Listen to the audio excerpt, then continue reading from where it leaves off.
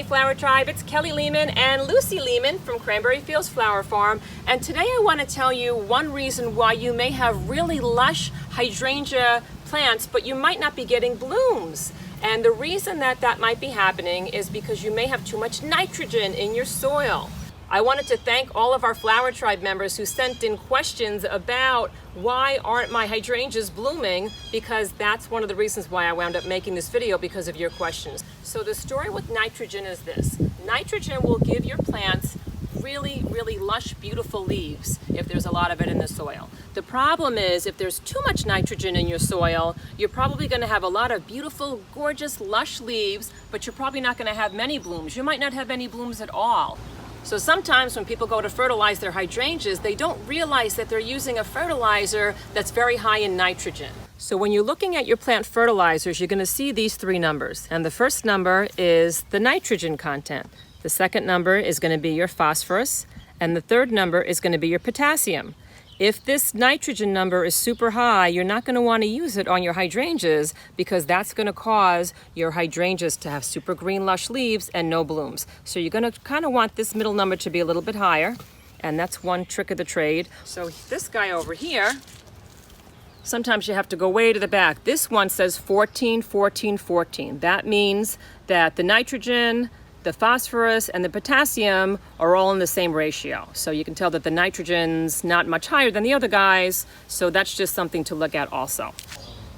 So a lot of times when people fertilize their lawns, lawn fertilizers are very high in nitrogen. And even though people don't sprinkle these lawn fertilizers onto their hydrangeas, sometimes the rainwater will wash those chemicals into your garden beds, and it will make your nitrogen content super high. And sometimes people will just be sprinkling it too close to the garden beds, and some of those sprinkles of the lawn fertilizer will get into the garden bed. Now the question is, how do you figure out if you have too much nitrogen in your soil? Well, you can do a simple soil test. And if you go online, there are all sorts of cooperative extension that will test out your soil for you. So there's like a fee involved. I'll put some of the links to that below, and it will show you like kind of state by state.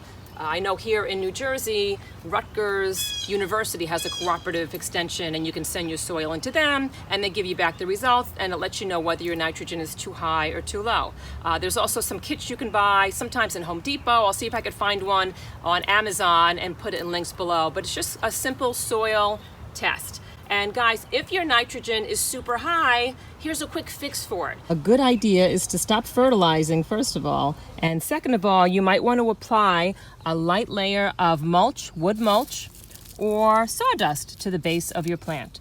And basically, these wood chips are going to help suck up some of the nitrogen, because the wood chips are going to use the nitrogen as they're breaking down. Often people will fertilize their hydrangea thinking that that's the key to getting these big giant blooms, but most of the time you won't even need to fertilize your hydrangea if it's looking healthy and if it's blooming. So if you had beautiful blooms on your hydrangeas last year and they were looking spectacular and they didn't look like they were spindly, or the leaves were, kind of falling apart, then I would leave your plant alone. Most of the flowers that I have on the farm this season, I didn't add any fertilizer to. And know that we did a whole bunch of hydrangea tip videos, so we're going to tell you other reasons why your hydrangea may not be blooming. You may not be getting the right amount of sun, or you may not be doing the right amount of watering.